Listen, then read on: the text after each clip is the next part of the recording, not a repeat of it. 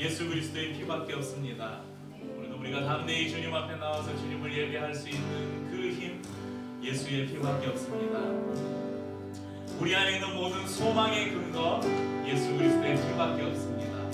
우리의 삶의 영원토록 외칠 말, 그리고 천국에서도 우리가 영원토록 찬미할 제목, 예수의 피밖에 없습니다. 사랑의 노래 들리네 나의 구주 예수님께 주 행하신 일 감사해 날 사랑하는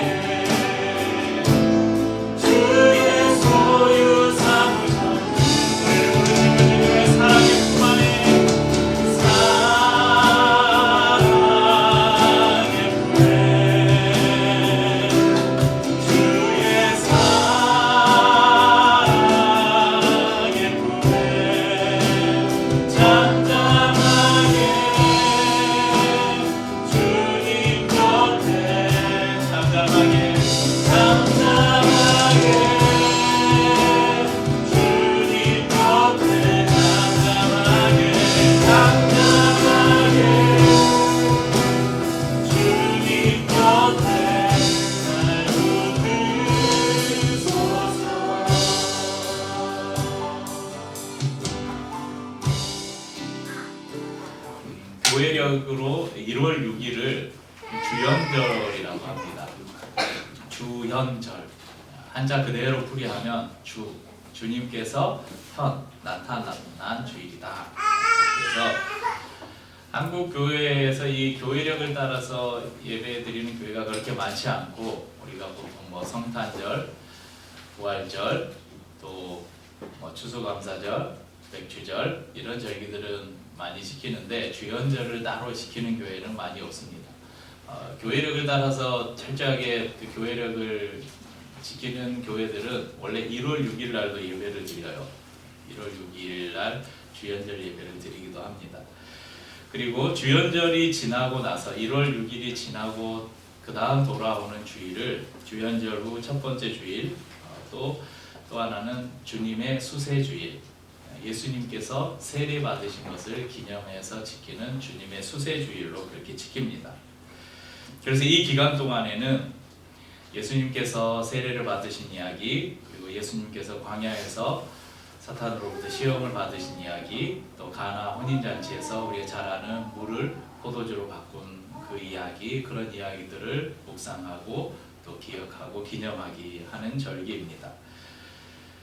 오늘 이제 예수님의 수세주일, 이 수세주일을 통해서 예수님께서 왜 세례를 받으셨는가, 그 예수님의 세례를 한번 살펴보면서, 또 우리가 교회 안에서 우리도 세례를 베풀잖아요. 그 세례가 어떤 의미가 있는지를 좀 살펴보려고 합니다. 그래서 슬기로운 교회 생활 두 번째 시간으로 주님의 수세주일과 이렇게 연결해서 세례에 관해서 말씀을 나누도록 하겠습니다. 오늘 본문의 사건은, 저희가 읽은 예수님께서 세례를 받는 사건은 복음서 4군데에 사복음서에 다 기록이 되어 있습니다. 차이가 있다면 요한복음에서는 예수님께서 구체적으로 세례를 받는 장면은 생략되어 있습니다. 그리고 마가복음 1장 그리고 누가복음 3장에 기록된 이 동일한 사건은 세례 요한과 예수님의 대화가 나오지 않아요. 그런데 마태복음에서만 유일하게 세례 요한과 예수님의 대화를 기록하고 있습니다. 그래서 오늘 이 본문을 택했습니다. 우리가 요한이라는 인물 앞에, 물론 예수님의 제자 요한도 있지만 우리가 아는 이 일반적으로 아는 요한 앞에 항상 붙는 수식어가 있잖아요. 예수님의 제자 요한과 구별해서 이 요한에게 우리가 수식어를 하나 붙이잖아요. 뭐라고 불러요?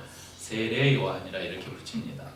왜 세례 요한이라 했는가? 그가 요단강을 중심으로 이스라엘에게 회개의 메시지를 선포하면서 이스라엘 백성들의 회개를 촉구했습니다.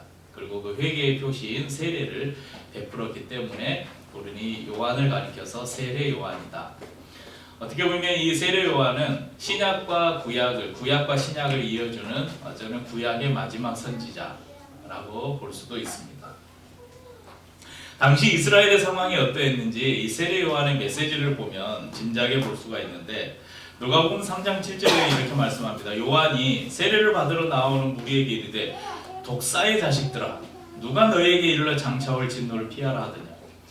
그러니까 세례를 받으러 오는 사람들에 향해서 세례 요한이 말하는 독사의 자식들아, 나쁜 놈들이라는 거예요. 죄인들이라는 거예요. 그리고 이어서 3장 11절에서 14절에 보면 이제 이들을 향해서 세례 요한이 이야기해요. 대답하여 이르되 옷 두 벌 있는 자는 옷 없는 자에게 나눠줄 것이요 먹을 것이 있는 자도 그렇게 할 것이니라 하고, 세리들도 세례를 받고자 하여 와서 이르되 선생이여 우리는 무엇을 하리까 하매 이르되 부가던 것 외에는 거두지 말라 하고, 군인들도 물어 이르되 우리는 무엇을 하리까 하매 이르되 사람에게서 강탈하지 말며 거짓으로 고발하지 말고 받는 급료를 족한 줄로 알라 하니라.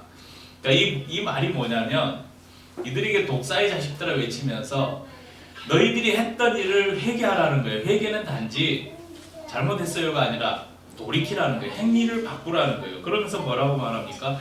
옷 두 벌 있는 자는 옷 없는 자에게 나눠줘라. 이전에는 그러지 않았다는 거예요. 다른 사람들의 그 헐벗고 굶주린 것을 보면서도 그들은 나누지 않았다.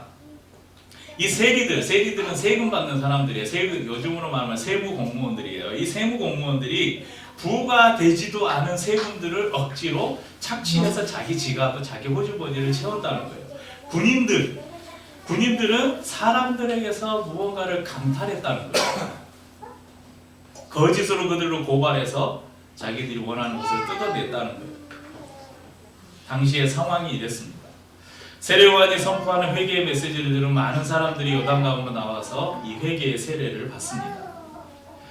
분명 세례 요한의 이 세례는 죄인들에게 회개를 촉구하며 베푸는 죄사함의 회개였습니다. 그런데 의아한 것은 오늘 장면에 보면 예수님께서 세례 요한에게 세례를 받으러 나오셨다는 거예요. 자, 왜 세례 요한에게 사람들이 세례를 받으려 했다고요? 자신의 죄를 용서받기 위해서. 그런데 예수님께서 세례 요한에게 세례를 받으러 나오셨어요. 우리가 알기는 예수님은 죄가 없으신 분이잖아요. 그분은 하나님의 아들이시면서 하나님 자신이기에 죄가 있을 수 없는 분입니다. 그런데 그분이 죄사함의 세례를 받으러 나오셨습니다. 세례 요한도 예수님을 보고 한눈에 알아봤어요. 그분이 메시아라는 걸. 그분이 하나님의 아들이라는 걸. 그렇기 때문에 14절에 요한이 이렇게 이야기해요. 말려 이르되 내가 당신에게 세례를 받아야 되는데 죄인은 나고 내가 세례를 받는다면 내가 당신에게 세례를 받아야 되는데 왜 당신이 내게 와서 세례를 받겠다고 하십니까? 하면서 거절을 해요. 그러니까 세례 요한은 자신의 위치와 예수님의 위치를 너무 잘 알고 있었습니다. 요한복음 1장 26절에서 27절을 보면 이렇게 요한이 다른 장면에서 요한복음에서 이 장면에 요한이 이렇게 말해요. 요한이 대답하여 이르되 나는 물로 세례를 베풀거니와 너희 가운데 너희가 알지 못하는 한 사람이 있었으니 곧 내 뒤에 오시는 그이라 나는 그의 신발끈을 풀기도 감당하지 못하겠노라. 오늘 말씀에는 보면 11절에 보면 나는 그의 신을 들기도 감당하지 못하겠노라. 이렇게 세례 요한 자신과 예수님을 비교해서 이야기를 합니다. 그런데 예수님은 명령해요. 이제 허락해라. 세례를 베풀어라. 예수님은 당신이 세례 받는 것이 모든 의를 이루는데 필요하다. 이렇게 말씀하셔요. 모든 의를 이룬다는 것이 무엇을 의미하는 것일까? 왜 예수님은 자신에게 이 세례가 필요했던 것일까? 예수님은 자신을 위해서 요한의 세례를 받으실 이유도 필요도 없으셨는데 왜 세례를 받으셨는가? 하나님의 의를 이루기 위함이다. 이렇게 말씀하셨습니다. 그럼 하나님의 의라는 것은 구약에서는 뭘로 나타나냐면 율법으로 나타납니다. 그러니까 하나님의 의 그러면 구약에서는 율법이에요. 그러니까 율법을 잘 지키면, 율법을 철저하게 지키면 이 사람은 의로운 사람이다. 이렇게 이야기합니다. 그런데 모든 인간은 죄인이에요. 곧 율법을 만족시킬 수 없습니다. 예수님께서 세례를 받았다는 것은 예수님이 죄인과 같이 되셨다는 말입니다. 죄인들만이 받아야 할 심판을 죄인들이 받아야 할 세례를 자신이 받으심으로 죄인들이 받아야 할 심판까지도 그분이 앞으로 담당하실 것을 미리 보여주는 중요한 장면입니다. 빌립보서 2장 6절에서 8절 말씀은 예수님을 가리켜서 이렇게 말합니다. 그는 근본 하나님의 본체시나 하나님과 동등됨을 취할 것으로 여기지 아니하시고 오히려 자기를 비어 종의 형체를 가지사 사람들과 같이 되셨고 사람의 모양으로 나타나사 자기를 낮추시고 죽기까지 복종하셨으니 곧 십자가에 죽으심이라. 사람들과 같이 되셨다. 사람의 모양으로 나타나셨다. 그러니까 이게 단순히 그냥 어떤 은유적인 표현이 아니라는 거예요. 그분은 직접 진짜 사람이 되셨다는 거예요. 고린도후서 5장 21절에 이렇게 말씀합니다. 하나님이 죄를 알지도 못하신 이를 우리를 대신하여 죄로 삼으신 것은 우리로 하여금 그 안에서 하나님의 의가 되게 하려 하심이라. 그러니까 예수님을 죄인으로 하나님께서 삼으신 것은 우리로 하여금 그 안에서, 예수님 안에서 하나님의 의가 되기 위해서. 그러니까 예수님께서 세례를 받으시고 하나님의 의를 완성하려 했다. 이 말씀은 예수님께서 인간의 몸을 입으시고 인간의 죄를 담당하셔서 그분이 십자가에 앞으로 이제 이후에 십자가에서 죽으심으로 하나님의 의를 만족시켰다. 모든 율법의 요구를 만족시킬 것이다. 그런 말씀입니다. 예수님께서 세례를 받으신 후에 세 가지 현상이 나타납니다. 16절에 보면 예수님께서 세례를 받으시고 곧 물에서 올라오실새 하늘이 열리고 또 하나님의 성령이 비둘기같이 내려 자기 위에 임하심을 보시더니 또 17절에 보면 하늘에서 소리가 있어 말씀하실 때 이는 내 사랑하는 아들이요 내 기뻐하는 자라 하시니라. 하늘이 열렸고 성령이 강림하고 하나님의 음성이 들렸습니다.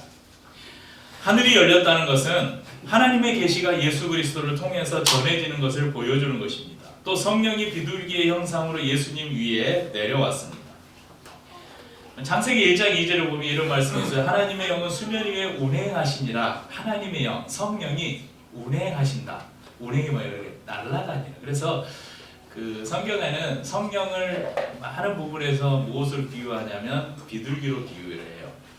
그래서 이렇게 성화나 이런 데 보면 이렇게 비둘기 모양으로 딱 그 그림에 있는데 그 비둘기가 성령을 상징하는 거예요. 또 이사야 선지자의 예언이 성취됐음도 알 수 있습니다. 우리 이사야서 11장 1절 2절 한번 보실까요?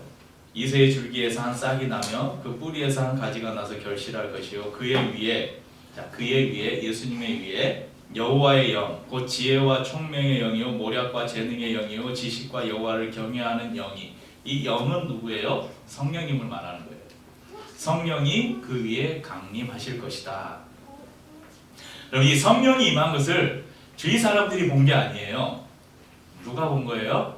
예수님 자신이 본 거예요. 오늘 하늘로부터 소리가 하나님의 성령이 비둘기같이 내려 자기 위에 임하심을 보시더니 예수님께서 자기 위에 이 성령이 임함을 보셨다는 것입니다. 그러면서 예수님은 하늘이 열리고 하나님의 성령이 자기 위에 임하심을 보시면서 이제 이스라엘의 구원자로 자신의 공적 생애가 시작되었다는 것을 이제 선포하시는 것입니다. 이때부터 예수님의 공생애 3년 반의 공생애가 시작됩니다. 그리고 세 번째 하늘에서 소리가 들렸는데 말씀하시되 이는 내 사랑하는 아들이요 내 기뻐하는 자라 하시니라. 16절이 시각적인 것이라면 17절은 청각적인 것입니다. 하나님의 소리는 이 하늘의 소리는 예수님을 가리켜서 사랑하는 아들이고 내가 기뻐하는 자다 이렇게 말합니다. 이 두 음성은 이미 구약에 예언된 두 예언의 성취였습니다. 시편 2편 7절에 보면 이렇게 말씀합니다. 내가 여호와의 명령을 전하노라. 여호와께서 내게 이르시되 너는 내 아들이라 오늘 내가 너를 낳았도다. 그리고 이사야서 42장 1절에서 4절 말씀 좀 긴데 한번 보겠습니다. 내가 붙드는 나의 종 내 마음에 기뻐하는 자 곧 내가 택한 사람을 보라.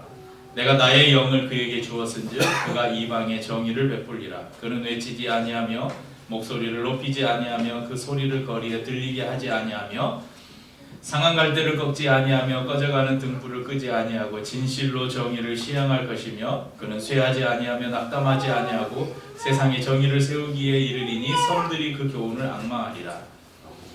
이 이사야서 42장은 이 메시아 이 예언이라고 말하는 성경 구절입니다.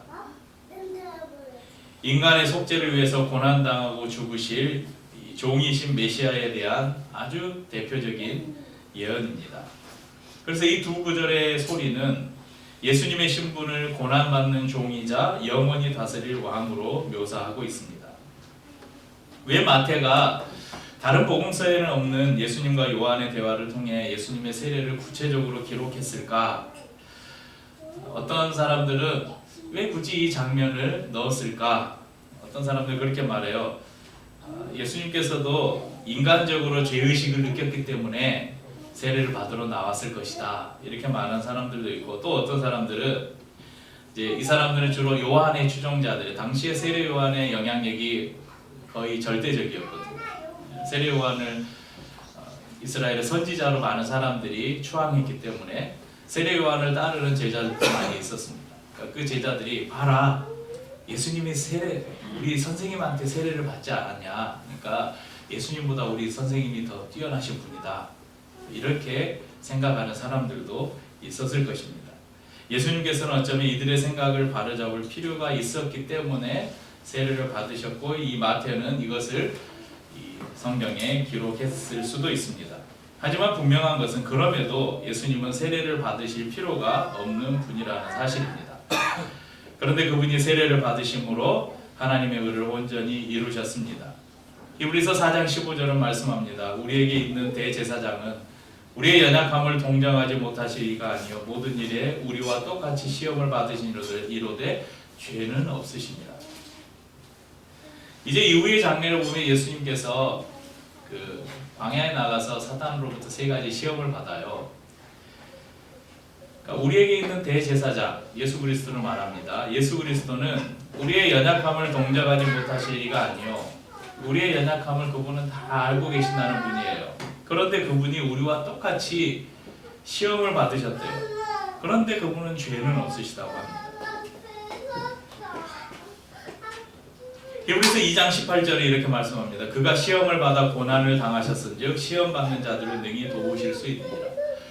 그분이 세례를 받으신 것은 죄인된 우리와 동일하게 되시기 위해서 세례를 받으셨고, 그분이 시험을 받으신 것은 시험 당하는 우리를 돕기 위함이라고 성경은 이후에 기록된 성경에서 증언을 하고 있습니다.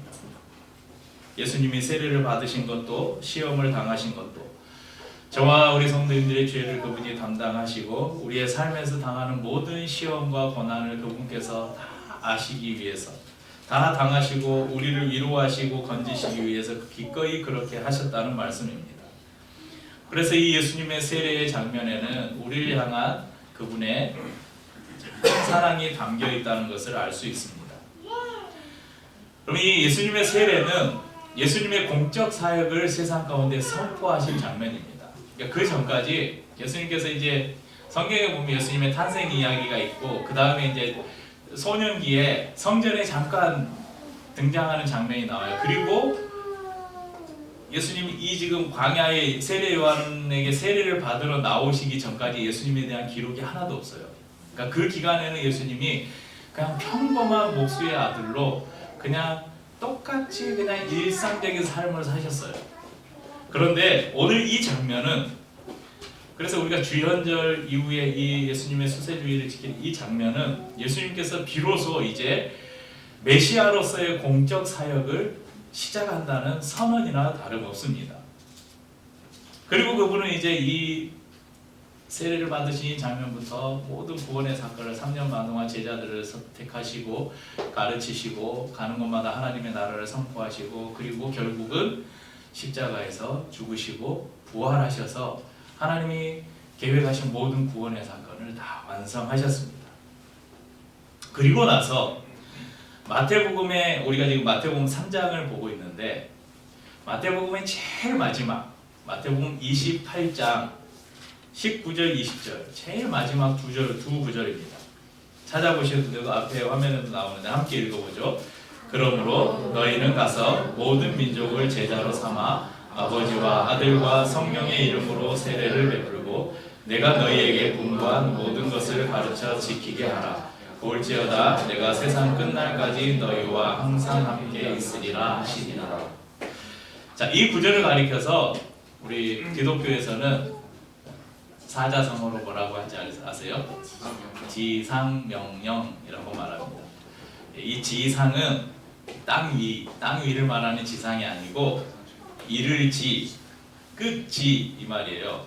그러니까 최고의 권위 있는 명령, 가장 높은 위치에 있는 명령, 이것을 지상명령이라고 말합니다. 이 명령에서 예수님께서는 제자들에게 예수님을 따르는 아니면 그때 예수님의 제자들뿐만 아니라 앞으로 예수님을 믿고 예수님을 따르는 모든 이들에게 명령을 주셨어요. 그 명령이 무엇입니까? 모든 족속으로 제자를 삼아 세례를 주라. 어떤 사람들은 예수 믿고 교회 다니면 되지 굳이 세례를 받아야 되나? 제가 저기 사회가르쳐서 이렇게 중고등부나 청년부 사회가다 보면 세례 안 받고 다니는 애들이 몇 있었어요. 그래서 왜 너 세례를 안 받아? 그러고 너 예수 믿으면 되지 교회 다니면 되지 뭐 굳이 세례 받아야 되나요? 이렇게 말하는 사람들이 있었어요. 또 예수 믿으면 구원 받는데 굳이 뭐 세례 받는다고 구원 받는 건 아니잖아요. 아주 신학적으로 너무 똑똑해요. 예수 믿고 구원 받는 거지 세례 받고 구원 받는 게 아니에요. 잘 알고 있어요. 그러면서 세례를 안 받는 사람들이 세례를 굳이 뭐 세례 안 받아도 된다는 세례 무용론을 말하는 사람도 있습니다.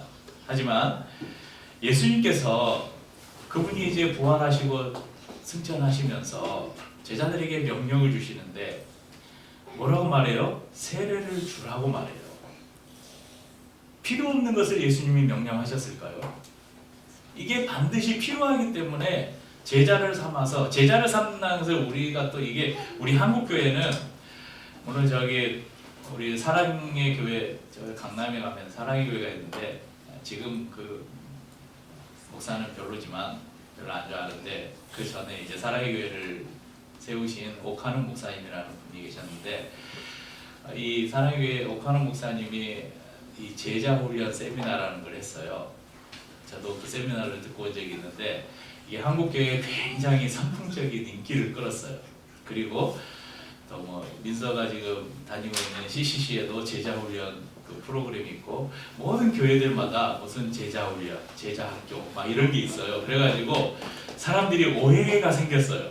아, 제자가 되는 것은 어떤 무슨 과정, 무슨 제자 훈련 프로그램 이것을 수료를 해야 제자가 되는구나. 어떤 과정을 밟아야 제자가 되는구나 이렇게 생각해요. 근데 그 오해입니다. 여러분 제자는 어떻게 되는 거예요?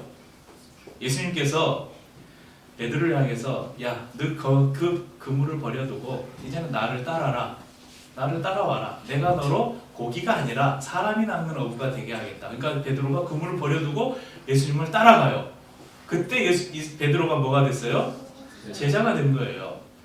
그러니까 우리가 예수 그리스도를 주로 영접하고 이제는 내가 내 생각과 뜻이 아니라 주님의 말씀과 명령을 따라서 살겠습니다 라고 내 삶을 헌신하는 순간 우리는 주님의 제자예요. 그러니까 지금 예수님이 말씀하신 게 그거예요. 복음 전해가지고 이 사람 이런 프로그램 거쳐서 제자 훈련 해가지고 그 다음에 세례 주라 이런 말이 아니라 너희는 가서 만나는 모든 사람들에게 예수 그리스도의 복음을 전하고 그 사람이 복음을 영접하면 그 사람에게 세례를 주라 이 말씀이에요. 그러니까 예수님을 영접하는 모든 사람들은 세례를 받아야 된다, 세례를 줘야 된다 이 말씀으로 우리가 연결해 볼 수 있습니다. 세례를 받았다고 여러분 구원받았다고는 할 수 없습니다. 여러분 예수 안 믿으면서 군대 가면 우리 저기 윤서 친구가 여학생이에요, 여자예요. 부사관 지원해가지고 지금 훈련을 받고 있어요. 그래가지고 이번 주에 원불교 간다고 초코파이 2개 주니까 네.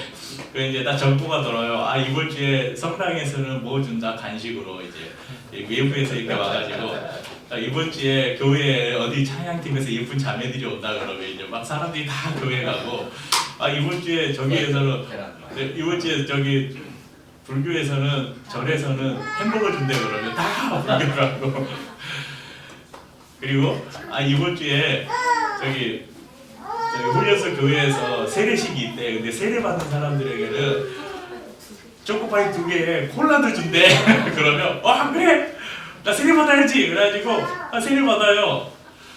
저도 광주에서 제가 이제 광주의 새승교회라는 교회에서 사역을 했었는데 그 새승교회는 그 바로 근처에가 31사단 이 광주 전남에 그 지키는 사단이 31사단인데 31사단 신명교육대가 시내에 있었어요. 그래서 교회에서 가까운 곳에 있어서 6주였나요? 그러니까 한 기수가 수료할 때마다 저희가 가서 찬양 집회를 인도하고 세례식을 베풀었어요. 그러면 세례를 막 수십 명이 받아요. 막 다른 교회 목사님들이 와서 뭐 세례도 그냥 저희처럼 막 이렇게 안 해요. 저쪽으로 세워놓고 열해요. 근데 그 세례 받은 사람들이 다 예수 믿어서 세례 받았을까요? 아니에요. 초코파이 먹고 싶어서 세례 받는 사람들 많아요. 그러니까 특히 우리나라 그 선교 초기에 선교사님들이 우리나라에 들어와서 우리나라의 이런 그 어떤 교육이나 의료나 이런 것들이 급속도로 발전한 것은 선교사님들의 역할이 굉장히 큽니다. 배재 학당을 비롯한 지금의 배재대학교, 그리고 유명한 연세대학교, 세브란스 병원 다 선교사님들이 오셔서 세운 학교들, 병원들이에요. 그리고 이제 실제 일반 선교사님들이 오셔서 교회를 세우고 그 교회를 통해서 여러 이제 미국이나 이런 데서 굉장히 많은 구제, 헌금들이 들어오잖아요. 그럼 그것으로 이제 교회 안에서 적극적으로 이런 구제 활동을 했어요. 그러니까 사람들이 먹고 살기 힘들잖아요. 근데 교회 가면 먹을 걸 줘요. 교회 가면 쌀을 나눠주고요. 교회 가면 의료 혜택도 받을 수 있고, 교회 가면 공부도 가르쳐줘요. 그러니까 근데 조건이 있어요. 세례를 받아야 돼요. 왜냐하면 세례 받는 게 그 교인의 조건이 되니까. 그래서 예수를 안 믿어도 세례를 받는 거예요. 그런데 여러분, 세례는 평생 한 번밖에 못 받습니다. 군대에서 예수 안 믿고 초코파이 2개 때문에 세례를 받아도 그 세례를 인정을 해줘요. 다시 세례 베푸는 건 없어요. 그런데 이걸 한번 예수도 안 믿는데 세례를 베풀어 놓으니까 나중에 자기들 얻어먹은 거 다 얻어먹고 교회 안 나오는 거예요. 그래서 안 되겠다.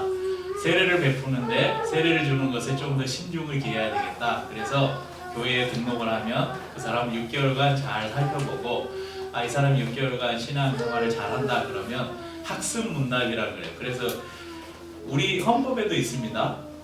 우리 헌법에도 교회 등록하고 6개월을 지난 다음에 학습 문답을 해요. 그래서 이 사람 신앙을 한번 점검하고 문답을 한 다음에 학습 교인이 돼요. 그러니까 그냥 학습이라는 게 공부한다 이 말 아니라 그냥 학습이나 세례 학습이란 그냥 그 말이에요. 그리고 학습을 받은 다음에 또 6개월을 지켜봐요. 그래서 이 사람은 진짜 예수를 믿는 것 같다. 이 사람은 세례를 받아도 되겠다 하면 6개월 후에 이제 그 사람이 신청을 하면 세례를 줍니다. 그러니까 세례를 받으려면 교회에 등록한 지 1년이 안 되면 아예 세례를 못 받았어요. 못 받았어요가 아니라 못 받아요. 저희 교단 헌법에 따르면. 그래서 저희가 교단 가입을 못 해요. 왜냐하면 저희는 아무 때나 세례를 주잖아요. 이게 헌법에 위배되거든요. 저희 헌법 탄핵당할 수도 있어요. 그래서 이런 세례를 주는 것에 과거 우리 믿음의 선배들은 신중을 기하는 그런 일이었어요. 그렇지만 그렇다고 뭐 거짓말로 세례 받는 사람이 없었겠습니까? 그래서 세례는 구원을 주는 구원의 필요 조건은 아닙니다. 절대 조건은 아니에요. 그렇지만 예수님께서 우리에게 명령하셨어요. 세례를 주도록. 그러니까 세례를 통해서 우리가 구원을 받는 것이 아니라 내가 예수님을 믿습니다라는 믿음을 외적으로 표현하는 것입니다.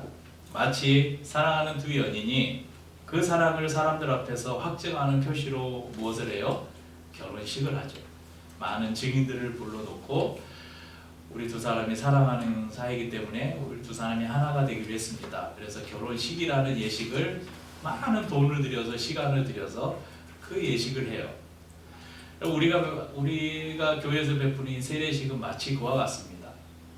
우리와 예수님이 내가 예수님을 그렇게 사랑하고 내가 예수님을 믿는데 그 예수님을 믿는 믿음을 내가 여러 증인들 앞에서 내가 확실히 선언합니다. 그런 외적인 표식이 세례입니다. 또 어떤 사람은 세례를 받고 난 이후에 나는 이제 세례 받았으니까 나는 더 이상 죄인이 아니다. 나는 이제 구원받았다. 이렇게 착각하기도 합니다. 세례가 우리에게 정결함을 주는 것은 아닙니다. 세례는 내가 그리스도 안에서 옛사람이 죽고 그리스도와 함께 다시 살아났다는 것을 항상 기억하고 죄와 싸워 이길 수 있는 힘을 주는 그 예식입니다. 교파에 따라서 다양하게 세례식을 합니다. 우리 침례교단에서는 몸을 무려 완전히 잠궈서 베푸는 세례도 있고, 어떤 데는 상반신만 잠겨서 세례를 베푸는 데도 있고, 저희처럼 물을 머리에 묻혀서 뿌려서 세례를 베푸는 그런 방식도 있습니다. 어떤 교회는 세례 베풀 때마다 강에 가서 세례를 베푸는 데도 있고, 침례교단은 강당 뒤에 침례탕이 따로 있는 데도 있고, 아니면 공동으로 침례를 베푸는 장소가 따로 있기도 합니다. 뭐 이런 세례에 대한 여러 가지 형식과 이런 절차들은 교회의 형편에 따라서 하는 것은 별 문제가 되지 않지만 세례의 온전한 의미를 담아서 행하는 것이 중요하다고 생각이 듭니다. 우리 세례를 받으신 성도님들 세례식 때를 생각해 보십시오. 우리 가장 최근에 유아 세례를 받았던 어디 갔지? 나가버렸네. 유아 세례를 받았던 우리 하진이 세례식 때 우리 모두가 선영자매의 그 간증문을 같이 들었잖아요. 얼마나 그 간증문을 들으면서 우리가 감격하고 감사했었습니까? 나는 이미 세례를 받았는데 세례가 내게 무슨 상관이냐, 은혜가 있냐 이렇게 생각할 수도 있지만 모든 공동체가 세례식에 함께 참여하면서 내가 세례 받았던 그 기억들을 다시 되새겨보고 그 은혜를 기억하고 또 세례 받는 성도들의 영적 성장을 위해서 내가 공동의 책임을 지겠다는 그런 약속을 하는 시간이기도 합니다. 그럼 다음 주에는 감사한 일이 있습니다. 우리 교회에 12번째 우리 교회만의 독특한 예식인 가족의 탄생이 있습니다. 우리 지난주에 여러분들이 모두 들은 것처럼 우리 재선 형제와 모근자매 그리고 은호 선호 이 가정의 가족의 탄생을 가지려고 합니다. 이 가족의 탄생이 기류의 교회라는 지역 교회 안에 한 가족으로 이분들을 환영하는 시간이라면 세례식은 하나님의 나라의 한 가족으로 하나님 나라의 영적 가족이 되는 것을 환영하는 잔치와 같은 시간입니다. 우리가 그동안 기뻐요 시리즈로 복음을 나누었고 또 복음을 듣고 예수님을 마음속에 영접하신 분들이 계실 것입니다. 오늘 본문 11절은 이렇게 말씀합니다. 나는 너희로 회개하게 하기 위하여 물로 세례를 베풀거니와 내 뒤에 오시는 이는 나보다 능력이 많으시니 나는 그의 신을 들기도 감당하지 못하겠노라. 그러면서 그는 성령과 불로 너희에게 세례를 베푸실 것이요. 세례에는 나중에 이제 세례교육 할 때 또 설명하기는 세례에는 크게 두 가지가 있어요. 성령 세례와 성령 세례는 다른 말로 불 세례라고 말해요. 성령을 비둘기라고 비유하기도 하기도 하고 또 성령을 불 같은 성령이라고 말하기도 해요. 그러니까 성령님이 여러 가지로 표현이 되는데 불, 바람, 비둘기 이런 걸로 비유가 됩니다. 그러니까 성령 세례, 또 다른 말로 불 세례라고 하고 또 하나가 물 세례예요. 그러니까 세례요한이 베풀었던 세례는 물로 주는 세례예요. 구약에 그 정결례라고 있었어요. 마치 성소에 하나님께 제사를 들어갈 때 성소에 들어가기 전에 물두멍이라는 게 있었는데 제사장들이 짐승을 잡고 그 손을 그 물두멍에 씻고 그 물두멍에서 자신의 얼굴을 보고 살피고 성소 안으로 들어갔던 그런 정결례의 의식도 있었고, 그래서 물은 죄를 씻는다는 의미가 담겨 있어요. 그런데 예수님께서는 요한은 말해요. 내가 너희에게 주는 세례는 이 정결례의 하나로, 그러니까 이 죄사함이라는 것은 뭐냐면 매일매일 짓는 죄. 구약에서도 여러분 죄를 지을 때마다 어떻게 했어요? 짐승 가지고 와서 제사를 드렸잖아요. 매일 죄를 지을 때마다 죄사함을 위해서 세례를 받아 이 세례를 베푸는 거예요. 그런데 예수님은 내 뒤에 오시는 이는 성령과 불로 세례를 주실 것이다. 이 세례는 뭐냐면 우리의 안에 있는 원죄 있죠. 원죄. 아담으로부터 내려오는 이 원죄를 완전히 한 번에 해결하실 것이다. 그것을 우리가 불세례라고 말합니다. 성령세례. 그러니까 예수님을 우리가 딱 믿었을 때 그 사람이 이미 성령세례를 받은 거예요. 불세례를 받은 거예요. 그래서 예수님은 그는 성령과 불로 세례를 줄 것이다. 그러니까 여러분이 지난주에 말씀드렸죠. 우리가 여러분이 마음의 문을 열고 예수님은 나의 구주 나의 하나님을 영접하면 여러분 안에 예수님께서 들어가실 것이다. 이것이 바로 성령 세례를 받는다는 거예요. 불 세례를 받는다는 것입니다. 그런데 세례는 두 개가 있다 그랬죠. 이것과 또 하나는 물 세례. 물 세례는 교회에서 그것을 내가 성령 세례를 받은 사람이라는 것의 외적인 표식으로 우리가 교회에서 행하는 것이 바로 이 물 세례입니다. 그러니까 여러분 성령 세례는 받았는지 안 받았는지 몰라요. 이 사람이 예수를 믿는지 안 믿는지 아무도 몰라요. 누구만 알아요? 하나님만 아는 거예요. 본인도 알기는 알겠죠. 본인의 의지로 그랬으니까. 그러니까 하나님과 본인만 아는 거고, 제가 이렇게 성도들 아무리 봐도 저 사람이 진짜 예수를 믿는지 안 믿는지 짐작을 할 수 있겠지만 어떻게 100% 맞히겠어요. 근데 그것은 그러니까 이 사람이 성령 세례를 받았는가는 하나님이 아시는 거예요. 그런데 이것을 우리가 외적으로 드러내는 의식이 뭐라고요? 세례식이라는 것입니다. 그래서 이제 우리 예수를 마음속에 믿고 예수 그리스도가 나의 구주, 나의 하나님이라고 인정하시는 분들은 세례에 대한 사모함을 가지고 기도하면서 준비하셨으면 좋겠습니다. 아마 설 명절이 지나고 세례식 일정을 제가 광고를 할 것입니다. 그때 여러분 기쁨으로 신청해 주시기 바랍니다. 그래서 세례 대상자들을 교육할 때 조금 더 자세하게 세례식의 세례에 대해서 나누도록 하겠습니다. 공생애를 시작하시면서 세례 받으실 필요가 없는 분이 세례를 받으셨습니다. 세례를 통해서 자신이 하나님의 아들이심과 성령이 예수님과 함께 하는 예수님의 모든 사역이 성령과 함께하는 사역인 것을 분명히 선포하셨습니다. 그리고 구원을 완성하시고 승천하시면서 예수님은 우리에게 명령을 주셨습니다. 그것은 곧 모든 족속으로 제자를 삼고 아버지와 아들과 성령의 이름으로 세례를 주라는 것입니다. 수평 이동이 아니라 요즘 많은 교회들이 큰 교회들이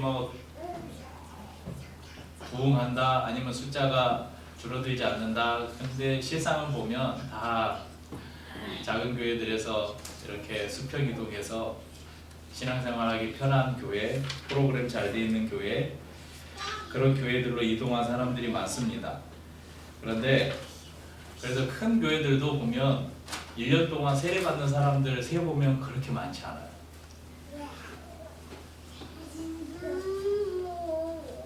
교회를 통해서 누군가가 복음을 듣고 예수님을 영접하고 세례를 받는다. 이것은 목회자인 저의 개인적으로 굉장히 큰 기쁨이고 의미입니다. 그래서 우리 박구모 성도님이 세례를 받을 때 제가 진짜 너무 감격스러웠어요.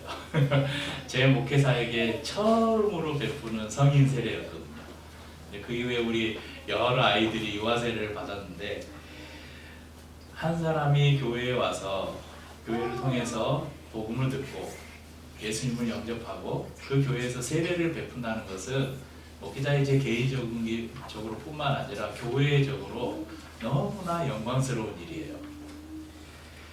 기류의 교회를 통해서 이런 제자 삼고 세례를 베푸는 일들이 주님이 오시는 그날까지 계속되기를 저와 우리 성도님들을 통해서 그리고 이 교회를 통해서 계속되기를 주님의 이름으로 축복합니다.